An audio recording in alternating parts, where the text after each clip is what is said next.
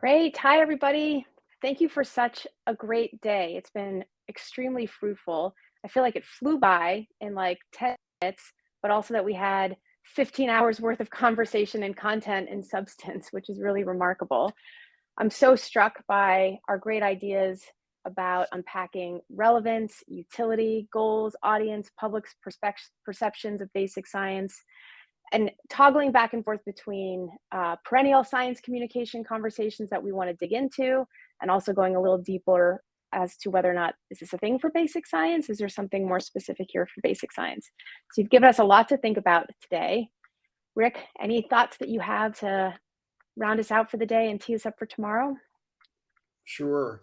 So, today's been all really about what we've learned so far. And as you said, toggling back and forth between the traditional domain of science communication and the possible special domain of basic science communication has bedeviled us from the very beginning.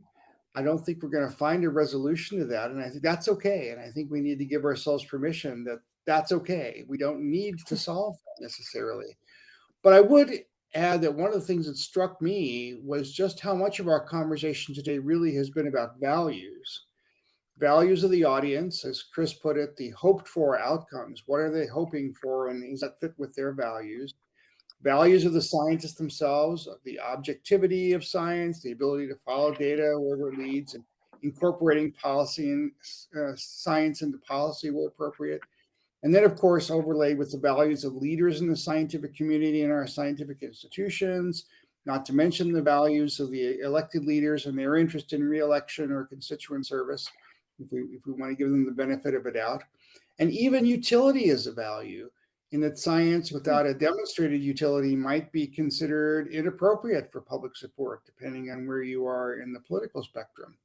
An installation of values like this is traditionally left to formal education or religious instruction or family dynamics and instruction.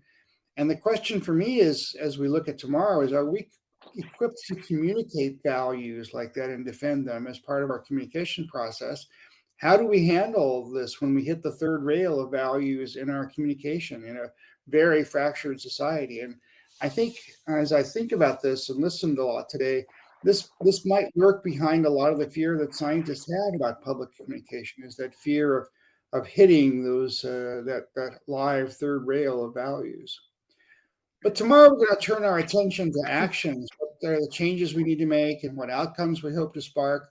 And one of the big issues that ran through the presentations today, I thought, was the apparent disconnect between what we're hearing in the surveys and the polls and the focus groups and what we're hearing on the ground from folks like elected officials and folks like our university chancellors and others.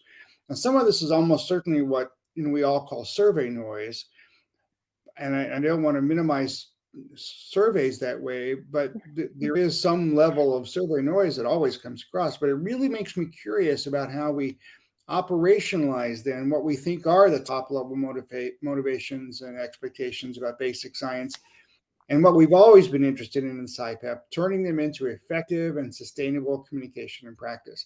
That's our job, and I have to emphasize, all of our jobs tomorrow as we enter the conference for the second day. So if you have any brain power left over after our discussions today, or if, like me, you're really energized by the discussions today, take some time to think about how we can turn our discussions into real-life communication ideas for tomorrow. Brooke, back to you. Yeah, thank you.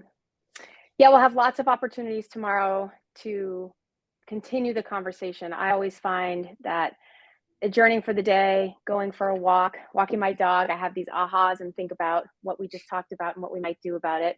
We have no formal SciPEP homework, but we hope that you're all inspired and reflective this evening, and we'll be motivated to join us tomorrow because we have a couple sessions specifically geared at what should we do now. Are there new things we need to learn, things we should try to incorporate into our practice and experiment with? We'll also have a very specific participatory session with a electronic Miro board with a chance for everyone to put their thoughts in and collect something that's a bigger group think, in addition to, of course, all the great conversations we've had and seen in the chat session today. So we hope you'll come back tomorrow so that we can get more of your ideas, more of your thoughts, continue these conversations, and have more of a chance for some participatory sessions.